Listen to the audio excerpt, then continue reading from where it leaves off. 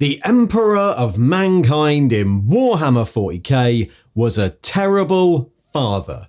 At least, that's what people say. An awful dad that treated his sons, the Primarchs, badly, and that's why they rebelled against him in the Horus Heresy. But was he so terrible? Is that even really a fair question to ask? Well, let's go through all of them and see exactly where they fall on the new Bad Dad scale.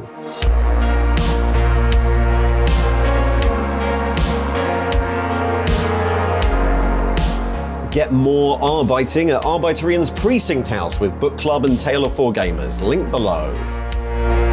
So, this meme should be familiar to anyone who reads 40k lore. The Emperor of Mankind had 20 demigod sons, the Primarchs, but he was a terrible father to them, in particular to a few of them. He used them, he often made grand and unreasonable judgments on them, and then he blamed them for doing exactly what they were made to do, and that's why so many of them rebelled. The Emperor, he's an idiot. If he'd treated his sons better, trusted them more, spent more time with them, the Horus Heresy would never have happened. So, obviously that's an oversimplification. It's a meme that's sort of become fan headcanon, my least favourite thing, and memes are, by definition, oversimplifications. The actual lore regarding all the wronged sons of the Emperor is a lot more complex and more nuanced. The Primarchs were created for a reason, and then they were stolen away and raised on a load of different worlds in a load of different societies, each filling them full of their own priorities and traumas. And when the Emperor found them again, there were a load of other concerns at play, much bigger concerns than a bunch of experimental generals. In fact, one of the big questions here is it right to refer to the Primarchs as his sons at all? They certainly see the Emperor as a father, but it's pretty questionable if they should, because there are plenty of hints that he sees them just like every other one of his creations, as tools necessary to save humanity and nothing more. So who's wrong here? The Primarchs for expecting way too much, or the Emperor for not being a considerate dad? In this video, I'm going to find out by looking at what the Emperor did to each of the Primarchs.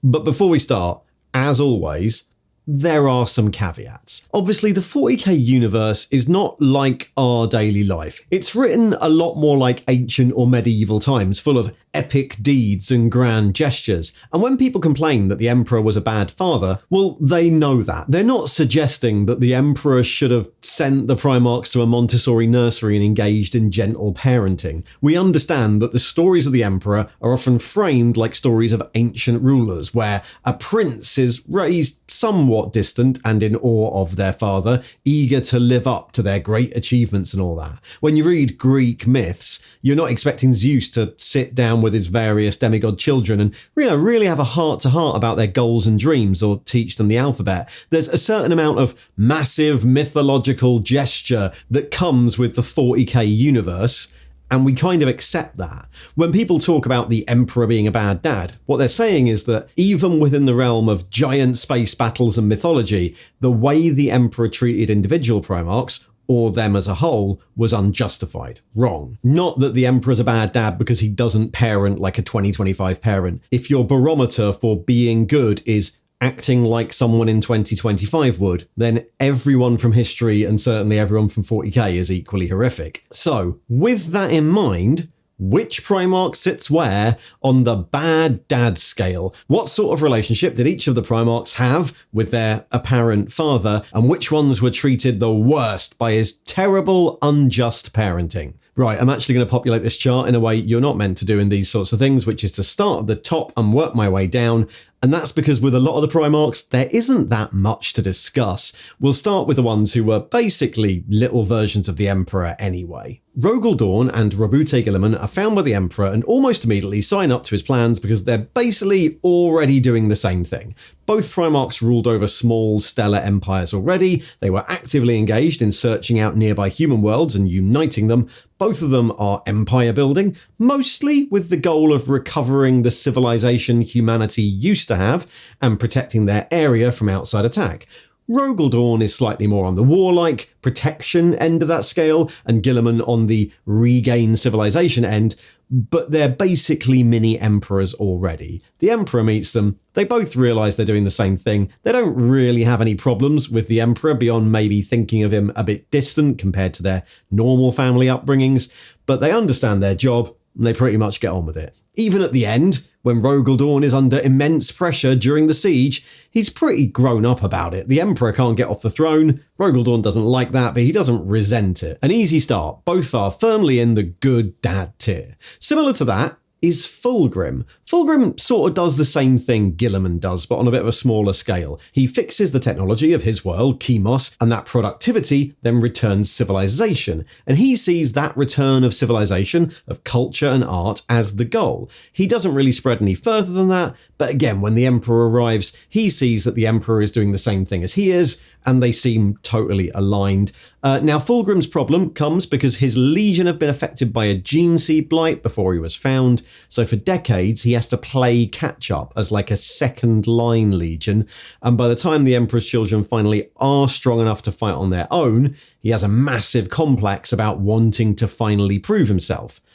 But we don't get any indication that the Emperor is a part of that. The Emperor doesn't criticise the slowness of that rebuild, and neither do his brothers, really. It's kind of all Fulgrim. So I'm putting this one in good dadding, for the standards of the world, too. And then also Vulkan fits in here. So the Emperor discovers him, does one of his increasingly popular mythological contests to win him over, and then actually spends loads and loads of time with him.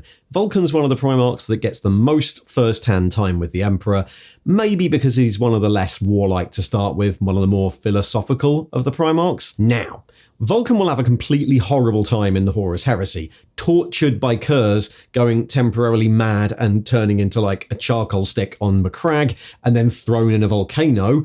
And through that, he does seem to get a little regretful about the necessity of all this, but none of that is directly the Emperor's fault. It's kind of a fallout of Horus's heresy. Again, he's one of the more adult Primarchs. Him and the Emperor kind of get along well, and he isn't really treated particularly badly by him. Even at the end, the Emperor pretty much makes quite an effort to bring Vulkan on side. So I'm going to say good dadding. Right, then we get to a few more who still broadly align with the Emperor, but are maybe on the more warlike sides. Less up for rebuilding civilization, more up for conquering the galaxy for him. Obvious first one here, Leman Russ. Leman Russ rules as a tribal chief, the king of the Russ, and when he meets the Emperor, they do another comedy mythological contest, and then Russ is totally loyal from that point on. He understands the goal, uniting humanity, and he's willing to do whatever it takes to achieve that, just like the Emperor. No problems. Eventually, he'll get sent to bring Magnus back in chains, not kill him. But to be honest, the whole Emperor's executioner thing, the ultimate enforcer of his brothers, is one that Russ created for himself. There's no evidence that the Emperor gave him that job, particularly because the Emperor gave loads of Primarchs that job. The Emperor doesn't force him into that role. Russ creates it for himself. Russ's relationship with the Emperor, absolutely fine. They agree. Ferrus Manus is quite similar. There's a bit less story here, but him and the Emperor do a little bit of that mythological competition and then they're fine with each other. Ferrus is on board with the whole unification thing. He ends up kind of in the role of experienced older brother. The only semi-falling out we hear about is when the Emperor makes Horus War Master and Ferrus thinks it should have been him, but nothing really comes of that. He's not particularly pissed off. Seems like a good relationship, so Ferrus is again in the good dad tier. Lionel Johnson, similar story.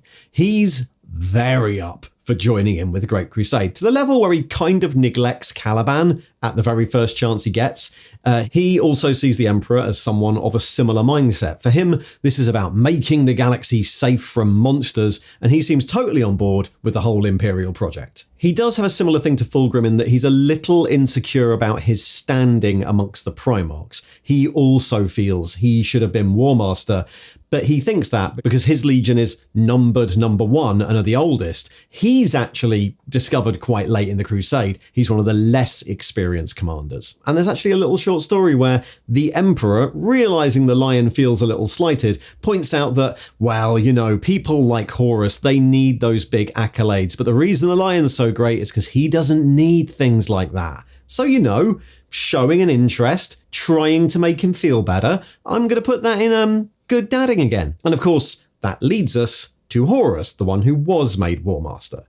Horus is another Primarch that spends a lot of time with the Emperor. 20 years, but it's not out of choice necessarily, it's because there are no others found yet. Horus was reportedly, we think, the first one.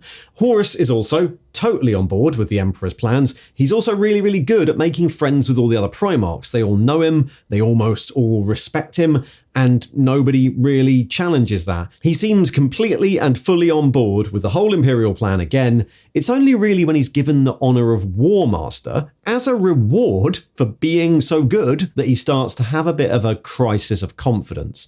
This is meant to be a great honour, but he's unsure what he should be doing, unsure if he deserves it, worried his brothers will resent him, and it's that insecurity that grows to be a problem. And you know, being stabbed by a demon weapon, that's quite a big thing. But in terms of his relationship with the Emperor, they're pretty much on the same page, and the Emperor then honours him for it. The Emperor even suggests that to make the transition easier, he rename his legion from the Lunar Wolves to the Sons of Horus to cement the trust and authority the Emperor has in him. I don't think the Emperor is doing him some great disservice here. He seems pretty encouraging. So again, despite what happened, good dadding. And then finally, in the completely fine no problems here camp, we have Corax. Corax is found almost last, and the Emperor comes and sees him midway through winning his war for freedom, and then the Emperor goes away to let him finish so that he can have freed his planet himself, which is actually quite clever and considerate. Now, freeing Kiava does involve dropping a load of nukes on it, and it might be the case that the Emperor is testing him to see if Corax would really do it. But if you've ever read Deliverance Lost, you'll know that Corax is fine with that sort of thing. He'll complain a bit about having to make the hard choice, and then he'll just do whatever he wants anyway. From that point on, Corax is pretty much Team Emperor all the way. The Emperor even gives him secret knowledge of the warp, apparently more than most of his brothers, and, in the Heresy, extra Primarch gene tech to rebuild his legion, which of course goes horribly wrong because Corax is a bit overconfident with it. If anything, Corax is the favoured little kid brother here. His relationship with the Emperor is great, so he's in the same tier. And then before we move on, Alpharius is in this category too, mostly because we never really find out what the twin Primarchs' actual reason is for turning. There are a lot of versions of the story of their discovery, but crucially none of them show the Emperor being particularly mean to them, or them being particularly annoyed with him. If anything, it seems that they turn because they are more dedicated to the Emperor's goals than he is. It's a bit confusing, it's the Alpha Legion, but there's no story where the Emperor is particularly unjust to them or where they allege that he has been. Their personal relationship seems to be fine. So prior to the Heresy, everyone we've mentioned basically have no big problem with the Emperor.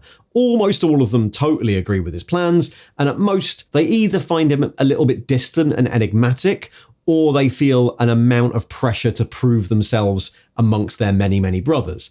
Basically, within the confines of a giant, dramatic, epic fantasy story, all of these seem pretty fine. The rest all have some form of grievance, but how much of that is their fault or the Emperor's is up for debate. Sanguinius is an interesting one because we start to get the Emperor giving in a bit here. Sanguinius is yet again another Primarch who meets the Emperor, sees that he's been doing kind of the same thing as him, and goes all in on the crusade. The slight difference is the people of his homeworld worship him, which is a big no-no. He's worried about that. But the Emperor is fine. We know that he bends the rules sometimes when it's practical. He lets the Martians keep their religion, and he does the same with Sanguinius. Come crusading and Baal can keep worshipping you, but that's the line. Nobody else can, just the tribes of Baal. Negotiation with clear boundaries, taking into account Sanguinius's feelings. That is good dadding. Now, the only worry Sanguinius has is because he's scared that if the Emperor finds out about the Black Rage, he will kill him like apparently he might have done to two of his other sons. And yeah, we would probably say that killing two of your children is quite bad. We don't actually know what happened to the two lost Primarchs. There are hints that one had to be killed by either the Emperor or another Primarch, because of like alien brain worms controlling him, but it's only a hint. Whatever it was, it's enough that Sanguinius and later Lorgar are genuinely worried about, being disappeared. So it's hard to judge if that's fair. Again, mythical godlike super being has all these sons, but one is bad and casts them out, is in keeping for 40k. And of course, it doesn't actually happen to Sanguinius. Sanguinius might be overreacting here. He's worried about that, but it seems that his relationship with the Emperor, other than that, is quite good. The second similar story is the Khan. Jaghatai Khan is another one who basically conquers his world, brings unity, meets the Emperor, sees that he's doing the same thing, and enthusiastically joins in. In fact, the Khan actually found having unity a bit boring, so he's happy to do some more crusading. The difference is that the Khan has quite a grown-up and pragmatic view of this. He's very aware that he doesn't really have a choice. He's very used to bringing tribes into his empire at the point of a sword, join me or die, and he's aware that the Emperor is doing the same thing. So he's critical of the Emperor, but without totally disagreeing with him. And his reaction is to be an enthusiastic supporter of the imperial idea while also deliberately staying isolated out on the fringes. He believes in the mission, but he doesn't want to end up on another throne, and he doesn't really want to hang out with his dad. It's a surprisingly nuanced and adult relationship for one of these guys. Functionally, though, beyond the general fantasy ruler stuff, the Emperor doesn't treat him particularly badly. They don't have much of a relationship, but it's not a particularly bad one. So all that's left here is the really contentious ones. Let's start with a nice easy one, Magnus the Red. Apart from Horus, Magnus the Red seems to have been the closest to the Emperor himself for a lot of the crusade. The Emperor and Magnus spend ages together. Magnus is present at the finding of a lot of the Primarchs, and he's one of the only Primarchs who seems to have actually been considered for a role after the crusade is over. The Emperor and Malcador planned for him to sit on the Golden Throne, which in that situation would have been a lovely experience, his mind free to wander the warp. So it's clear the Emperor needed a very psychic Primarch, and that they're going to have more knowledge than most of the warp, and so the Emperor keeps him close for ages, teaching him stuff. The only rule here was not to push too far. There were dark entities in the warp who wanted to manipulate humanity to their own benefit, so don't go talking to them or doing deals with them. That's the only rule. Don't go too far. Don't do sorcery. Very clear. Magnus immediately then does that. He does a secret deal with Tzeentch to save his legion from turning into mutants. Then he teaches them loads of demon sorcery to the point where many of them have like weird demon familiars. And because of that, most of the other legions really distrust them. And Magnus knows what he's doing. He's aware of the danger. He will later warn Lorgar away from studying the warp too much. He knows the problem. And within the armies of the Imperium, all of this is really contentious. This would all come to a head in the Council of Nicaea. Magnus, Sanguinius and the Khan had pioneered the Librarius, a contingent of psychic warriors in each legion, but it had caused these massive splits between the various Primarchs. Many of them just wouldn't allow it or saw it as an insanely dangerous thing.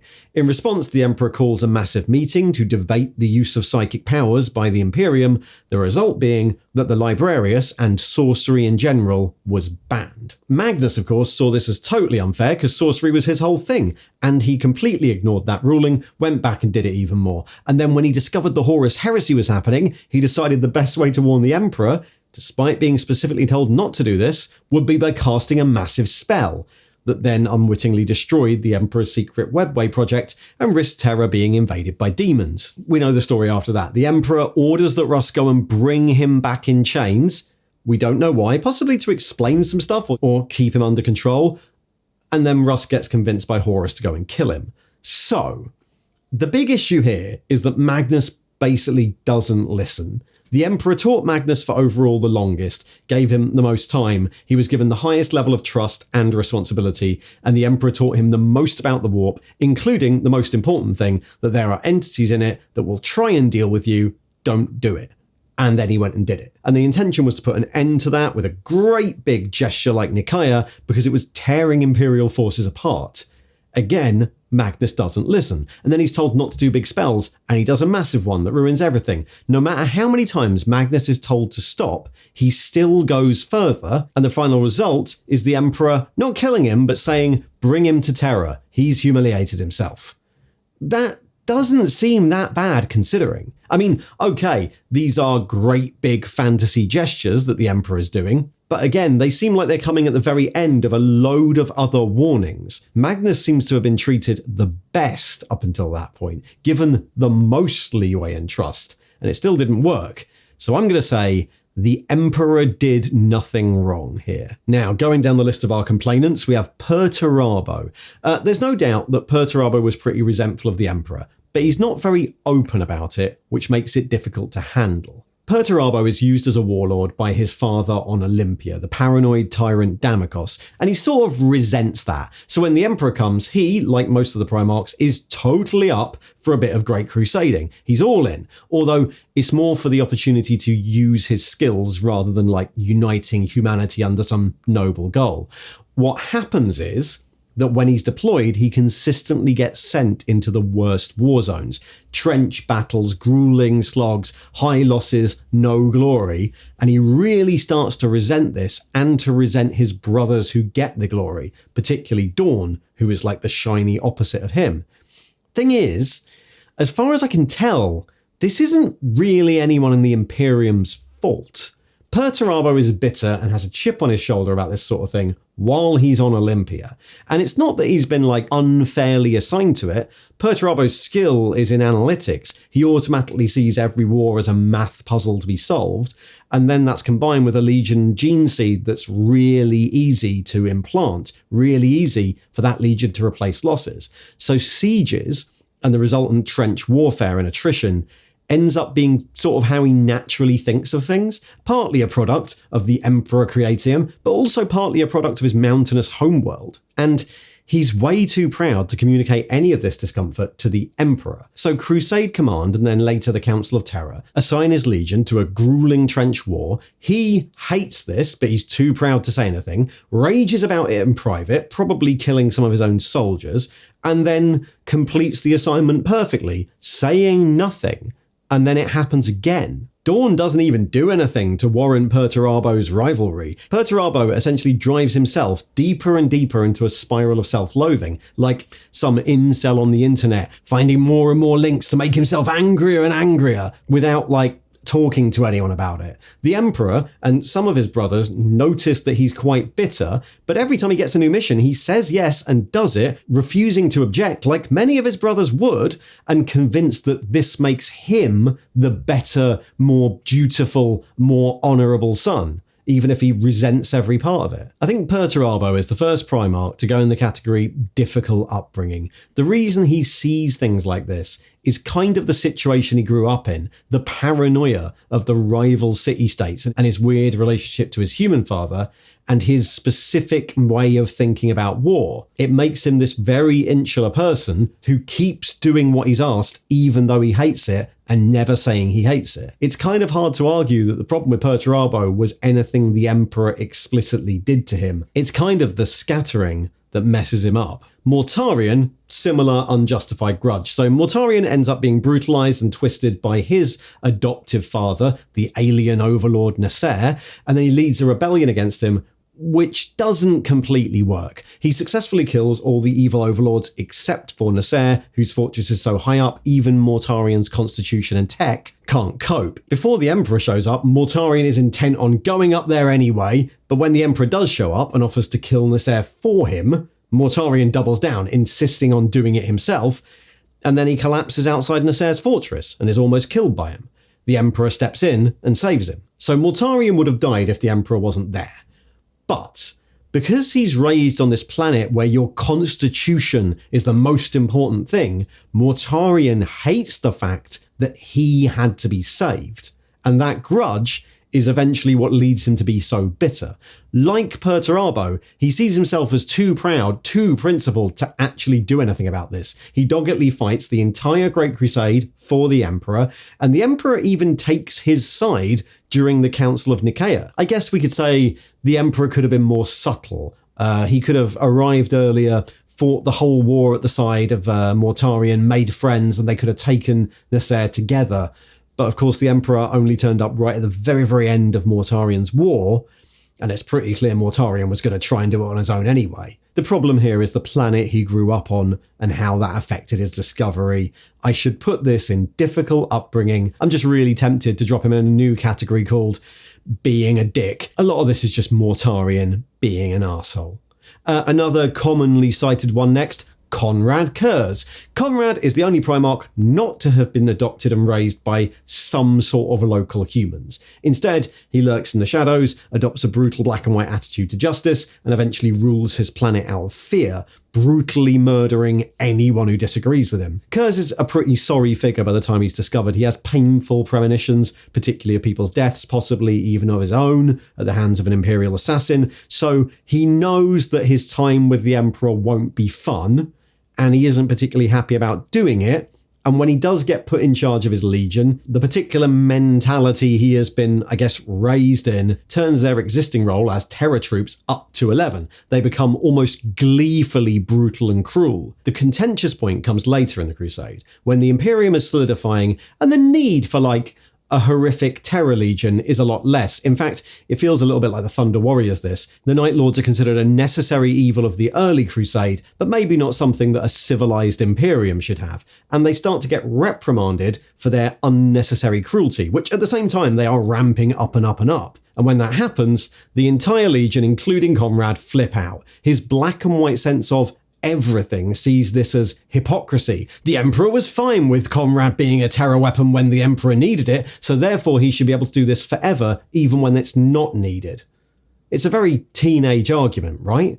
Konrad resents the Emperor for making him do this, despite the fact that he was doing it anyway, and then for asking him to stop and be better, despite the fact that other legions do stop their ways and are better. The Raven Guard were also a cruel terror weapon when they worked for the Emperor, and then Corax decided they didn't have to be, and they changed. The Blood Angels were horrific berserkers, until Sanguinius went, we're not doing this anymore, and they changed. I think it's perfectly reasonable for the Imperium and the Emperor to say, okay, we might have needed an army this horrible in the past, but we don't need this anymore, so could you maybe calm down a bit? I think that's a completely reasonable thing to ask a legion to do. I think, like Perturabo, Konrad is just too wrapped up in how bad his own life is to actually do anything about it. And like Magnus, he's so concerned with sticking to the image he's created of himself that he can't really change it, even when it would be better for him and better for his legion. It's just one of the more childish stories. It's like asking your teenage son to maybe not dress as a skeleton at grandma's funeral. Shut up, Dad. This is who I am. I shouldn't have to change. You were fine with me dressing like this yesterday when I was playing video games. You're such a hypocrite. Sensibly, we should also put Konrad in difficult upbringing, but fuck it. Let's have a new chapter for difficult upbringing, but also an arsehole. And then we'll move Mortarion in there too. Okay, we're getting to the final two, and it's the turn of Lorgar, which is a big one. Where do we start? Lorgar is kind of a blend of Konrad and Magnus, but turned up to 11 by the inclusion of religion. Lorgar is raised in a culture based entirely around religious faith by an abusive human stepfather, and a bit like Perturabo, he's kept in that bad place by a mix of duty and guilt. He eventually unites the planet through religion, a religion that worships the Emperor, and then he keeps doing that, which is the problem. Lorgar kept on spreading this idea that the Emperor was a god, and the usual issue people talk about when we're talking about bad dads is how the Emperor dealt with it. So if you believe Lorgar, first, the Emperor is a god, whatever he says, and then Lorgar was absolutely fine for decades indoctrinating planets into his imperial faith until out of nowhere one day, the Emperor cruelly destroyed his perfect imperial worship city and humiliated him in front of the Ultramarines, which was totally uncalled for and completely unfair. A bit like Konrad, how dare the Emperor make me change? I've decided this is correct, it's who I am. But that's not actually what happened. We know the Emperor has admonished Lorgar before for his faith, and we also know that not doing religion is one of the biggest and most prominent laws in the entire Imperium. Lorgar is totally aware for the entire time that he is crusading and spreading religion that he's breaking a massive law again and again, and he just keeps doing it. Amongst the Primarchs, it's like some open secret. His brothers know he's doing this, Many people kind of know he's doing this. His brothers sort of criticize and belittle him for it, and he just carries on, ignoring them, off somewhere in the galaxy building more churches. Lorgar presents this as, I had no idea it was a problem, but in fact this is a bit like Nicaea. At the time the destruction of Monarchia happens, Lorgar has been knowingly defying one of the most important rules of the Imperium for decades, while everyone around him repeatedly tells him not to. He just thinks it isn't that serious. The result is that the Emperor, and we're back into the massive grand gestures here, goes to the holiest city, evacuates it, and then destroys it to make a point. To Lorgar, that's a totally unfair overreaction. To everyone else, it's like a final warning after Lorgar's been ignoring the rules for decades. Magnus even later confirms that, saying that it was a last chance. Magnus argued in favour of Lorgar. Instead of treating Lorgar as a rebel, as someone breaking the biggest laws of the Imperium, which he has done, Lorgar is given another chance, a chance to change. And yet again, like Magnus and like Konrad, he considers that idea offensive. Instead, he goes and finds something else to worship. Lorgar's a really interesting one because it is a case of difficult upbringing. He probably does mean well. It's a really interesting idea. What if Lorgar wasn't raised on cultists? But his treatment by Kor Phaeron and his raising completely within that society do not set him up well. Particularly the sort of role of a preacher doesn't set him up well for having honest relationships with other humans and his brothers. Sometimes he's depicted as attempting to cast himself as some sort of peacemaker, but they mostly just dismiss him for it. And other times, he seems childishly easy to offend. Guilliman describes him as a political nightmare, an actual impediment to the Imperium, so easily offended and changeable that talking to him is like walking on eggshells. In his early life, his complete conviction that the Emperor was a god worked. It led to his homeworld being united. So when the Crusade comes, he approaches his beliefs with the same conviction. It worked out back then, so therefore ignore every single warning, ignore the fact that you're doing the opposite of what you're meant to be doing, have faith, and surely everyone else will come around eventually. Ignore anyone telling you to stop. It's pretty clear that a gesture the size of the destruction of Monarchia is actually the only thing that will get him to stop and consider he might be wrong, because it's the only thing that does. And of course he responds by doubling down, deciding he's not actually wrong after all, it's just the object of his worship was the wrong one. Like Curze or Magnus, the issue here is that his early life and upbringing leads to him seeing himself a certain way, and he absolutely is incapable of changing that. And then, finally in this list, we have Angron. Angron's unique in a number of ways. Angron is raised by humans but as a gladiator, and he's implanted with the butcher's nails which stop him acting rationally and are also killing him, and when the Emperor finds him, he's about to die. Willing to die, to prove a point to the humans who captured him. He's also the only Primarch to flat out refuse the Emperor, and so the Emperor teleports him away and then makes him watch as his army, his fellow gladiators, are slaughtered. And yes, that does seem pretty unwarranted and cruel. When people say the Emperor's a bad dad, this is the big one, and it's kind of hard to refute. The usual answer to this is the Emperor could have just deployed his army and helped out Angron's gladiators, but he didn't. So look, we can sit here and go, that means he's bad, but we also know the Emperor isn't a complete idiot, so we have to ask, why didn't he do that? The first answer is like some sort of divine punishment that is probably way too far. We don't have a transcript of exactly what Angron and the Emperor said and how Angron refused the Emperor, so we don't know if that was a nice civilized conversation or a massive flaming argument. We have all met Angron though, so, guess. It's possible this is as simple as a punishment. He's the only Primarch to outright say no. The Emperor thinks, I'm going to teach this guy a lesson. That's an option. The other option is that Angron wouldn't really have been happy with the Emperor helping either. Angron was planning to die as a last stand to prove a point. And the Emperor wasn't going to let that happen, but if the Custodes had teleported down and helped, and Angron's side had won, would Angron actually have been happy with that? It wouldn't be his gladiators winning or his gladiators having a last stand. It would have been the Emperor helping him win, the Emperor doing it for him. Would that have just turned out like Mortarion? And then finally, there's a bit of a practical thing here. At the time, the Emperor still thinks he might be able to remove the nails from Angron, but I would guess it's unlikely he can remove them from all the human gladiator buddies.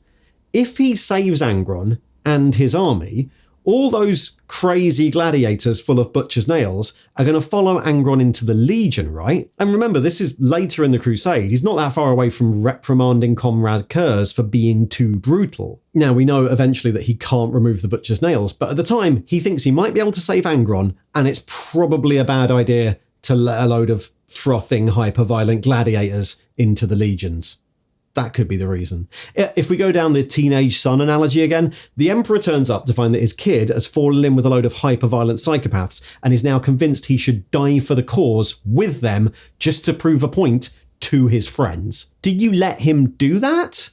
Or do you help the hyper-violent psychopaths? Or do you just remove him from the situation and hope you can fix it later? All of this, of course, is conjecture. We don't know if any of those are the reason. All we know is that the Emperor seems to have done something incredibly cruel, and we have to guess as to what the reasons for it are. So, based on what we know, this is probably the only Primarch that I can say absolutely, even for the standards of the time, was treated personally badly by the Emperor. Although it's still a little bit of difficult upbringing, right? So there's the list, as far as I think anyway. We have a ton of Primarchs who, despite the occasional reservations, seem pretty on board with the Emperor, don't seem to have had particularly bad relationships. Then we have a number whose issues with the Emperor seem to mostly come from where they landed, and then one who seems to have actually been treated with quite a lot of cruelty, but we can only really speculate as to the reasons. When people joke about the Emperor was a bad dad, they're usually referring to some of these specific things. The treatment of Lorgar, of Magnus, or of Angron is usually the thing cited.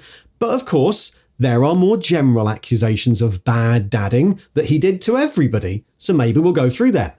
First, I've seen it argued that whatever the Primarch's personal flaws, it's ultimately the Emperor's fault because the Emperor made them like that. All nature, no nurture. Every character trait they had was deliberately put there by the Emperor. I think that's a bit of a misunderstanding about how the Primarchs and things like Gene Seed work. We know that when creating the Primarchs, the Emperor made them all a bit different, with different combinations of character traits, in case they were all useful. But I think people often take that a bit too far. There are in-world legends that the Emperor gave each Primarch a role, or gave each Primarch a piece of his own personality. But those are just in-world legends, they're not categorically true.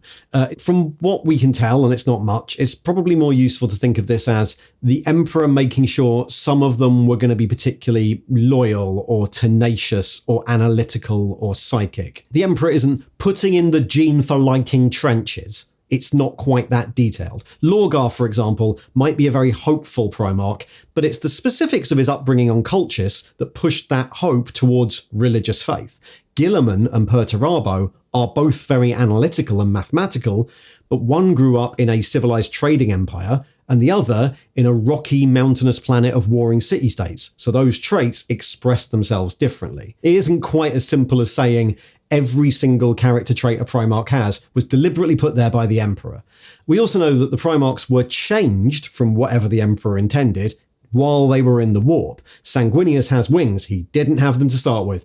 Perturabo has this weird obsession with the Eye of Terror, he can always see it, and that doesn't seem to have been put there by the Emperor. So by the time they land on their planets during the scattering, they aren't the same people the Emperor planned for. And then finally, we know that whatever their original character traits were, Primarchs can change. Despite their often teenage depiction, all the Primarchs are grown adults when they're found by the Emperor. In fact, they're incredibly intelligent adults with decades of experience as leaders.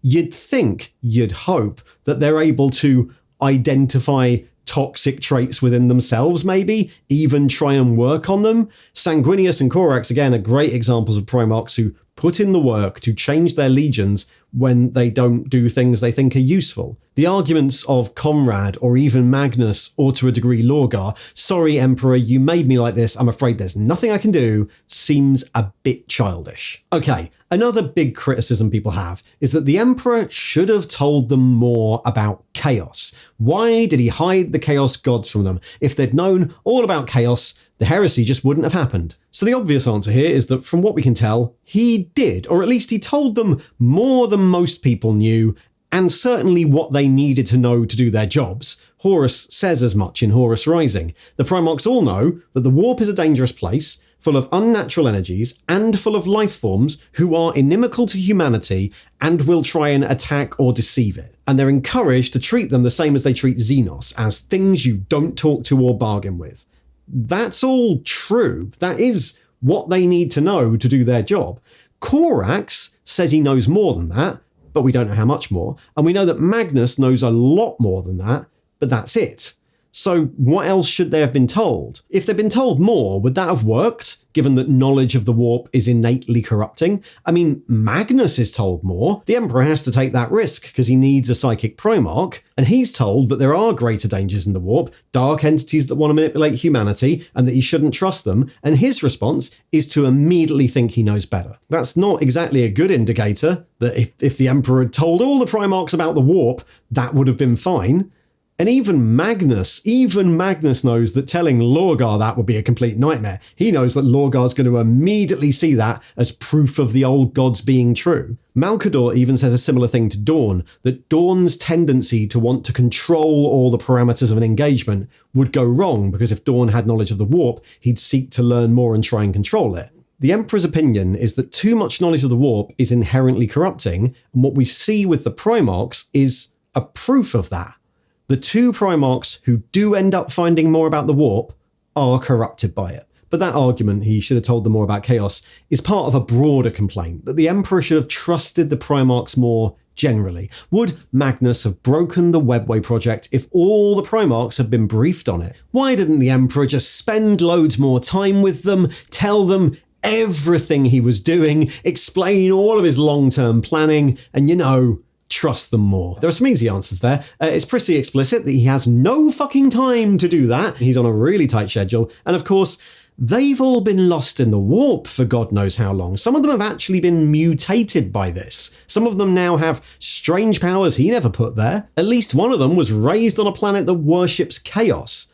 The Emperor still needs the Primarchs to do his plans, but he doesn't trust them, and he doesn't have time to spend ages with them regaining that trust, if that's even possible. The only ones he deliberately spends extra time with are ones like Magnus and Vulkan, who it's implied he really needs after the Crusade. So the Emperor, at the point of refinding them, doesn't fully trust them.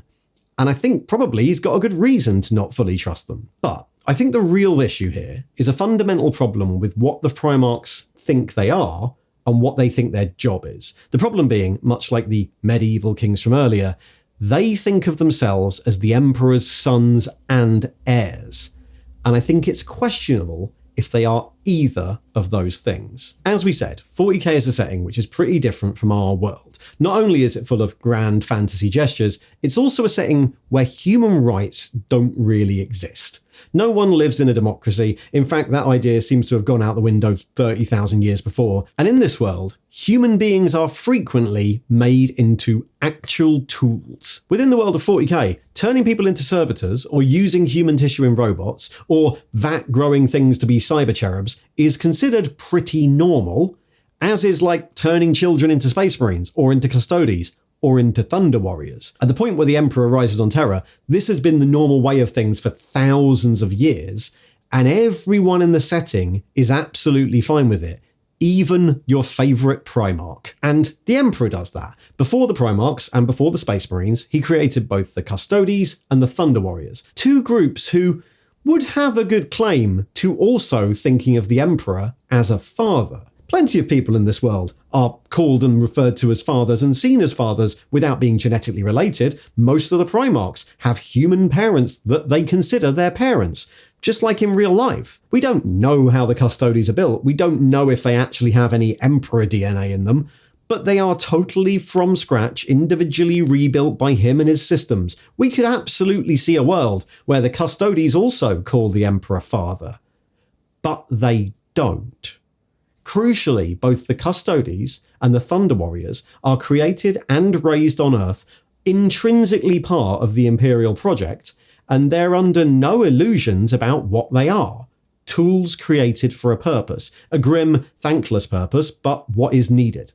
The Custodies don't call the Emperor father, they call him king, and the Thunder Warriors, as far as we know, didn't either. I think it's fair to assume that the Primarchs would have probably been the same had they been raised in the Imperial Palace, fully aware that they are creations designed for a specific job, which, with a couple of exceptions, is to be generals during the conquest of the real space galaxy. And it seems they are equipped for that job. They're given armies, and they're told what they need to conquer real space to do their job. And that's fine. I mean, states nowadays have generals whose job it is to lead armies. That doesn't mean that they make political decisions about how the state runs, or that they should know every bit of top secret info, or that they have the plans of how the Department of Education is going to work. With the exception of Magnus, maybe of Vulkan, they have one job, and it's to be generals in the Great Crusade. After the Crusade is over, well, we don't know what they do, but the Emperor is very clear that it is humans who should run the Imperium. Now, there's a risk involved in all of this, creating of superhuman armies. He's creating these ridiculously powerful super generals, and they might not listen to him. The Thunder Warriors were also created for a job, and the Emperor had no qualms getting rid of them when they were deemed too dangerous. In The End and the Death, he states outright that the reason he presents as this powerful, slightly distant, awe-inspiring figure is to try and keep the Primarchs in line. The Primarchs need to be in awe of him. Again, bit like an ancient king, rather than seeing the Emperor as a friend. I would guess that when the Primarchs were first conceived of as a plan, that was the intention. The scattering was the problem. The scattering of the Primarchs was initiated by Erda, whose genetic material was also used in their creation, and she was trying to stop the Emperor's plans, but not out of care for the Primarchs. She considered their creation a step too far. They were too dangerous a risk, and by scattering them, she hoped they'd be lost forever and the Emperor would give up his plans for galactic conquest. But he didn't. He tried to do it anyway, now with a massive time pressure as he raced around the galaxy trying to find them. But the scattering messed the Primarchs up anyway. It meant that they were mostly raised by human families, often rulers, and they're raised to be sons and heirs to those rulers, again in the manner of ancient kings or leaders of communities. When the Emperor finally does rediscover them, that framework means that they act as if they're princes to the Emperor as king, his sons, advisors and comrades and philosophers with ideas of their own, heirs to his empire. And that's the first big problem. They aren't his heirs. Their job is not to inherit the Imperium from their immortal father or to rule over it. And it's the clash between what they expect from this relationship and what the Emperor expects, which causes a lot of the problems. One of the things that lays the early groundwork for Horus's rebellion is that he thinks being the general should give him the right to rule. The Primarchs often think that they're heirs to the Imperium, heirs to the Emperor, but they're created as tools to do a job.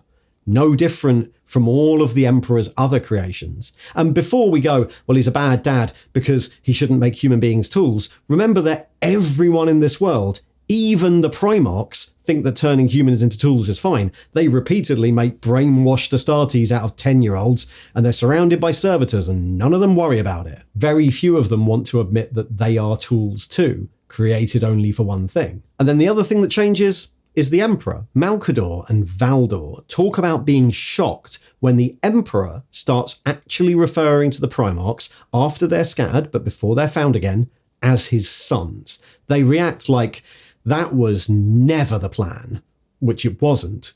And they wonder if this is a consequence of the Emperor slowly losing his humanity and attempting to cling on to something really human. So the views of the Emperor change from when he originally made them. And then, of course, much more practically, the Emperor, when he finally finds the Primarchs, is in a rush to get them out there conquering for him, and he's not above presenting himself as whatever it takes to get the job done. That's why he does so many mythological conquests. Yeah, totally. I'm your father, now go out and conquer the galaxy. I'm so proud. Whatever works, right? And then, as always with 40k, all that stuff is mixed together into a great big mess. Their original job as nothing more than generals for the Crusade, the Primarch's expectation to be some sort of valued heir and child, the Emperor changing his attitude as he loses his humanity, their own terrible childhoods that do not sync with any of those things, the massive amount of time lost and the urgency of just getting them to do the job anyway, all of that ends up mixed up together, creating problems. The issue isn't just that the Emperor's a bad dad, that's way too simple. It's that they weren't meant to be his sons. And his plans have no space to accommodate the various messes the scattering and his own loss of humanity makes of that. If you look at the actual stories, his actions towards the vast majority of them seem pretty reasonable, within the context of the time. We could go further speculating with this. Hell, do the Astartes only call the Primarchs father because of a hand-me-down effect of the Primarchs calling the Emperor that? Two of the Primarchs, the Lion and Angron, are raised in a community of equals, and they call their Legion warriors little brothers, not sons. Maybe the whole reason we think of the Primarchs as fathers of their legions is because of the scattering. But of course, outside the lore, part of the issue here is the changing way Warhammer has been written.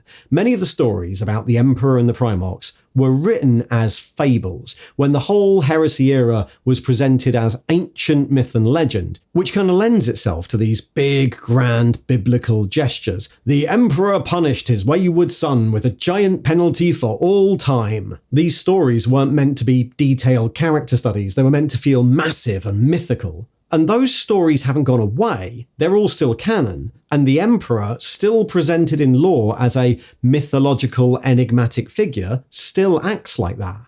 But then the Primarchs became sympathetic point of view characters in the Horus Heresy novels, and there's a real tension between those two ways of telling a story.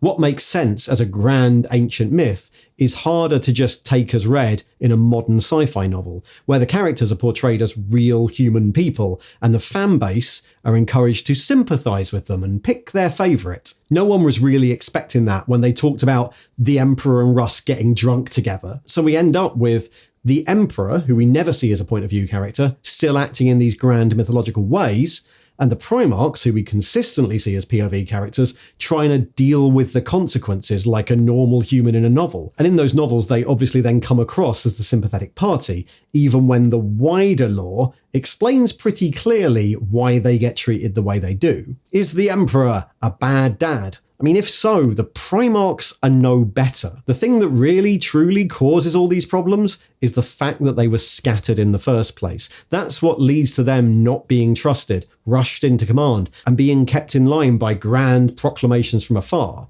It's just like that wise sage Erebus said in Warhawk, it's not bad dadding, it was the scattering that really helped chaos. The scattering that paved the way for everything that followed. Thanks for watching.